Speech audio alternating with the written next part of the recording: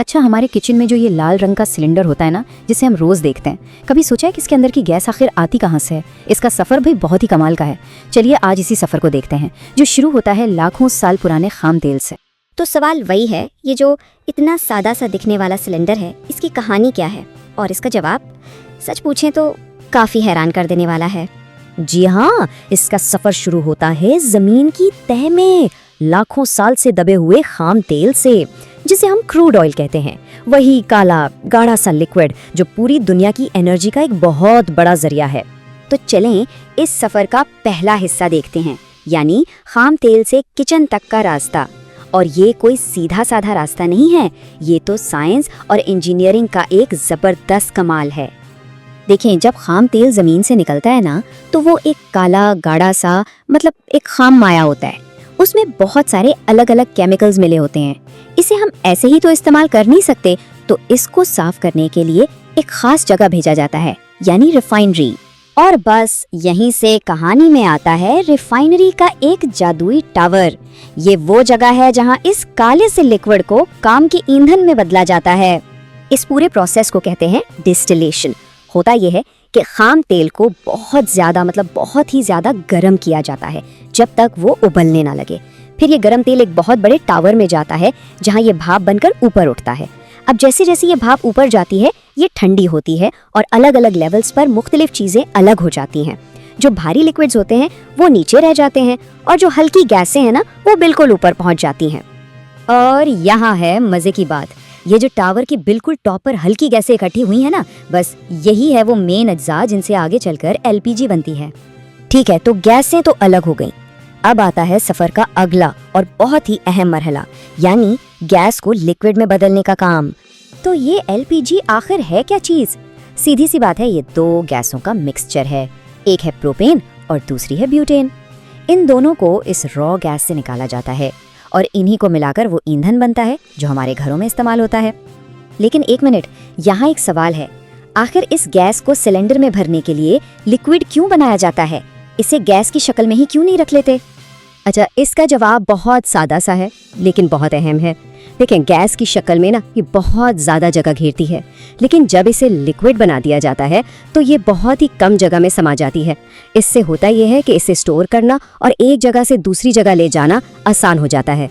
और सबसे बड़ी बात, एक छोटे से सिलेंडर में बहुत ज्यादा एनर्जी भरी जा सकती है। और ये काम कैसे होता है? इस गैस पर बहुत ही ज्यादा प्रेशर डाला जाता है। इस प्रेशर की वजह से गैस के मॉलिक्यूल्स एक दूसरे के बिल्कुल करीब आ जाते हैं, इतने करीब कि वो लिक्विड बन जाते हैं। चलें जी, अब कहानी के एक बड़े ही दिलचस्प हिस्से की तरफ आते हैं। एक राज, और वो है गैस की बू का राज। ये वो बू है जिसे हम सब फौरन पहचान लेते हैं, लेकिन इसकी असल हकीकत शायद बहुत कम लोग जानते हैं। ये जानकर शायद हैरानी हो कि असली एलपीजी की अपनी कोई बू नहीं होती। जी हाँ, बिल्कुल कोई बू नहीं। तो फिर सवाल ये है कि जब गैस लीक होती है तो ये इतनी तेज अजीब सी बू कहाँ से आती है? दरअसल इसकी वजह एक खास केमिकल है। इसे कहते हैं ओडोरेंट, और इसका नाम है इथाइल मरकैप्टन। ये केमिकल जानबूझकर एलपीजी में मिलाया जाता है, और इसका सिर्फ और सिर्फ एक ही काम है, गैस को एक खास तेज किस्म की बू देना। और ये जो एक छोटा सा काम है ना, ये असल में लाखों जिंदगियां बचाता है। ये वो एक सेफ्टी फीचर है, समझे, एक वार्निंग सिग्नल है जो गैस लीक होने की सूरत में हमें फौरन बता देता है, ताकि किसी भी बड़े हादसे से बचा जा सके। तो ठीक है, गैस अब तैयार भी है और महफूज भी। तो अब हम पहुंच गए हैं सिलेंडर के सफर के आखिरी हिस्से में, यानी हमारे घरों तक पहुंचने से पहले क्या होता है। सबसे पहले तो हर खाली सिलेंडर का सेफ्टी चेक होता है।